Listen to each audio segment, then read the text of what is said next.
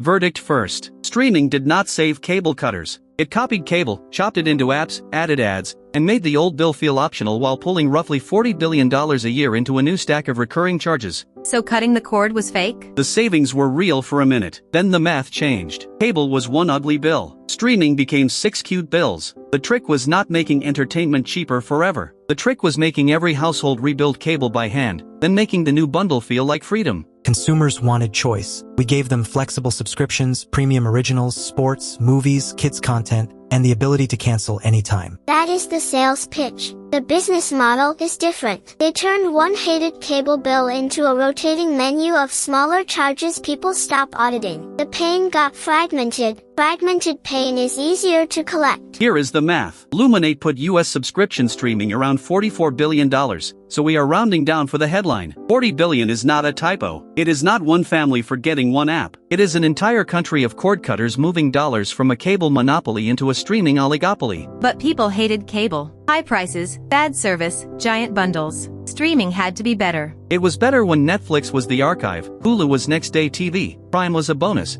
and nobody needed a spreadsheet. Then every studio looked at Netflix and said the quiet part out loud. Why license our shows when we can build our own toll booth? So the content left the commons and moved behind separate doors. That is the first hidden charge. Fragmentation. The show you want is not on the service you have. The movie you remember moved. The game is on a sports add-on. The kids show is on a different bundle. You are not buying streaming. You are buying access to missing pieces. Content costs money. Exclusive platforms fund ambitious storytelling. Customers pay for quality, convenience, and innovation. The numbers do not back the fairy tale. You found 83% of US adults use streaming services, while only 36% subscribe to cable or satellite at home. The cord was cut, the screen stayed, and 55% of adults stream without cable or satellite. That is the exact population the industry learned to rebill. What does that cost in a normal house? Deloitte says the average subscribing household spends $69 a month on streaming video services. That is $828 a year. Not internet, not mobile data, not the device. Just the video subscriptions. 10 years of that is $8,280 before price hikes, taxes, sports packages, password crackdowns,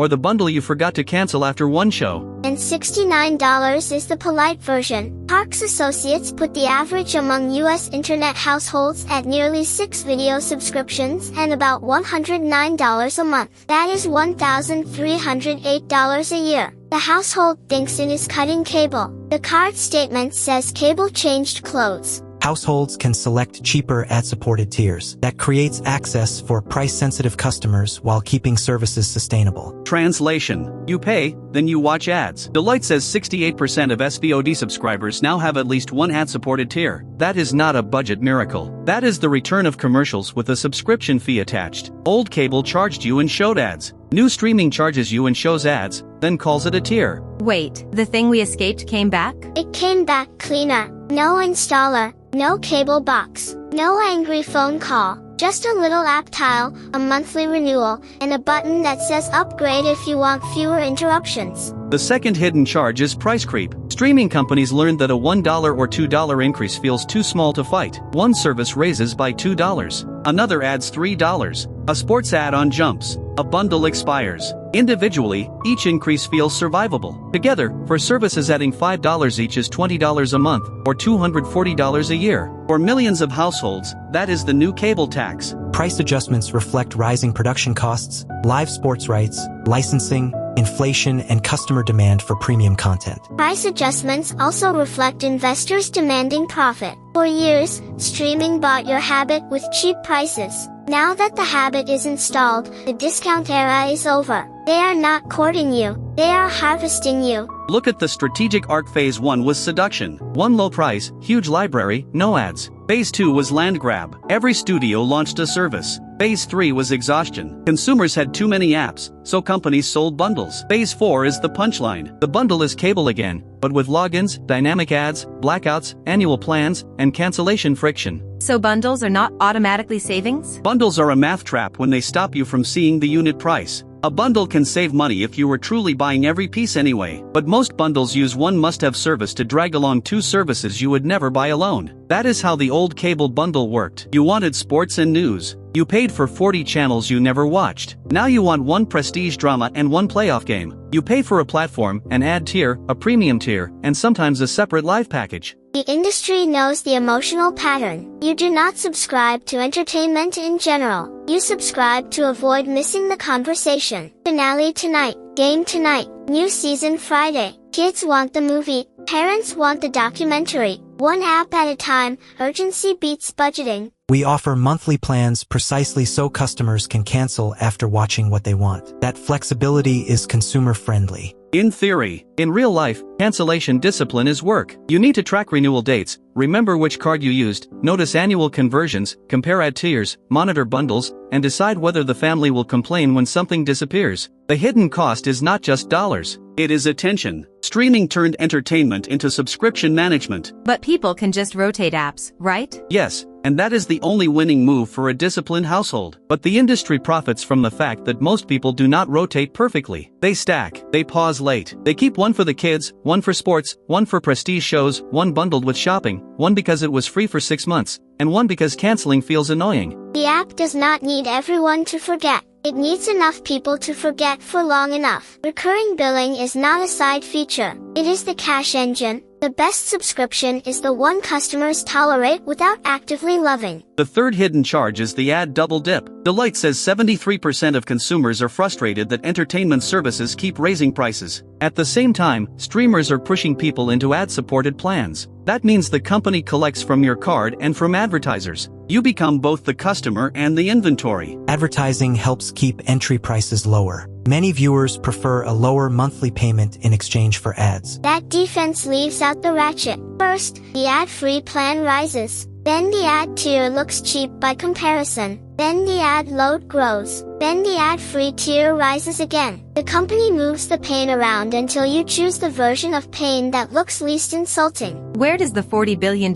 actually come from? From the national rerouting of video money. Luminate says traditional pay TV fell from roughly $104 billion to about $85 billion, while subscription streaming climbed to roughly $44 billion. The cable industry lost billing power. Streamers captured it. We call it $40 billion stolen from cable cutters because that is the rounded-down streaming tool now sitting where cord-cutting savings were supposed to be. And notice what did not happen. Total video spending did not collapse. Consumers did not put all the savings into emergency funds. The bill was reshaped, not erased. America did not stop paying for television. It just stopped recognizing the television bill. That recognition gap matters. A cable bill arrived as one obvious enemy. It said $149. You got angry. You called. You threatened to quit. Streaming bills arrive as $8.99, $11.99, $16.99, $24.99, and a bundle you sign up for during a holiday promo.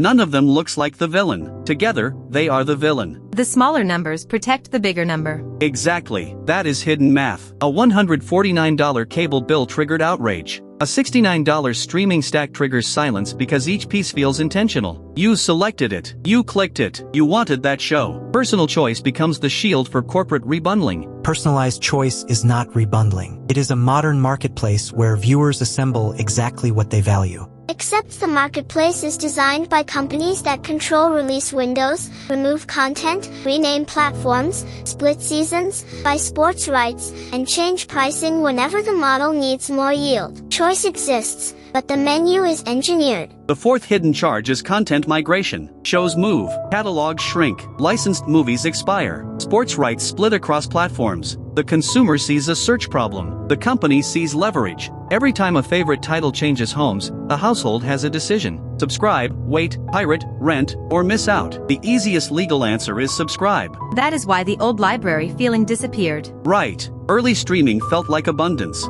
Modern streaming feels like hunting. And hunting has costs. Time cost, decision cost, add-on cost, rental cost, search cost. Even when you do not subscribe, you spend attention trying to avoid subscribing. The platforms also learn to use churn against you. A service drops one must-watch release, pulls you in, then hopes the next release lands before you cancel. That is not entertainment planning, that is retention choreography. Hit releases create excitement. Fans want fresh content, live events, and premium exclusives. Platforms compete to deliver that experience. Competition was supposed to lower prices. In streaming, competition often raised the number of toll booths. When every company needs its own app, consumers lose the shared library. When every app needs profit, prices rise. When consumers get tired, bundles return. That is not disruption. That is cable reinventing itself after a haircut. What about people who truly save money? They exist, and their formula is strict. 1 or 2 apps at a time. Cancel immediately after the show. Use free ad-supported services when the content is good enough. Avoid annual plans unless the service is a core utility. Refuse sports packages unless live games are genuinely worth the premium. Do not confuse cheap with active. An unused $9.99 service is not cheap. It is waste with a logo. The industry hates that behavior because it breaks the model. The perfect customer is not the fan who watches non-stop. The perfect customer is the tired household that never audits subscriptions. Here is the household audit. Pull the card statement. Ignore the app icons. Count charges. Video only. Then classify each one into 3 buckets. Watched this week. Watched this month. Not sure why we still have it. Anything in the 3rd bucket is a leak. Anything in the 2nd bucket gets a calendar reminder. Anything in the 1st bucket survives for 1 more month. That sounds simple,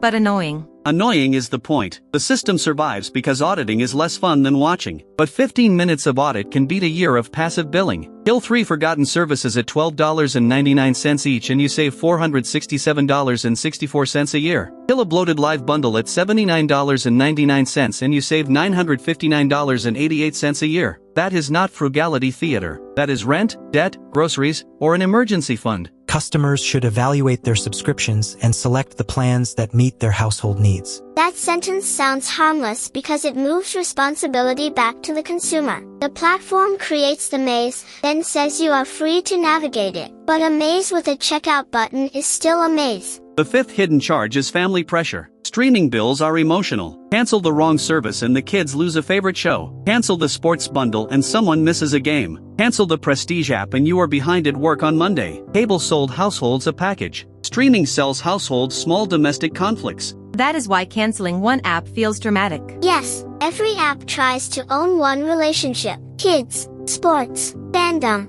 comfort shows, awards season, date night. Once an app becomes attached to a person in the house, the subscription is defended emotionally, not financially. That emotional defense is how $40 billion hides in plain sight. Nobody says, I want to spend $828 this year on fragmented television. They say, keep Netflix, keep Prime, keep Hulu this month, add the sports thing, restart Disney for the kids, try Max for that one show. Suddenly, the cable cutter has a cable-sized stack without a cable company to blame. The market is evolving. Viewers have more control than ever before, and services must earn their place every month. Then make them earn it every month. Do not let auto-renewal pretend to be loyalty. Do not let a bundle pretend to be savings. Do not let an ad tier pretend to be generosity. And do not let one show rent space on your card for the next year. The brutal verdict is this. Streaming did not destroy cable. It absorbed cable economics and made the bill harder to see. The old bundle was obvious. The new bundle is psychological. It lives in your phone, your TV, your kids, your group chat, your playoff schedule, and your laziness after a long workday. So what is the rule? One screen rule. If you cannot see every video subscription on one screen, you are not managing streaming. Streaming is managing you. Write the name, monthly price, last watch date, renewal date, and cancellation link. If the service cannot justify itself in one sentence, cancel it. And do not wait for the perfect cheap bundle.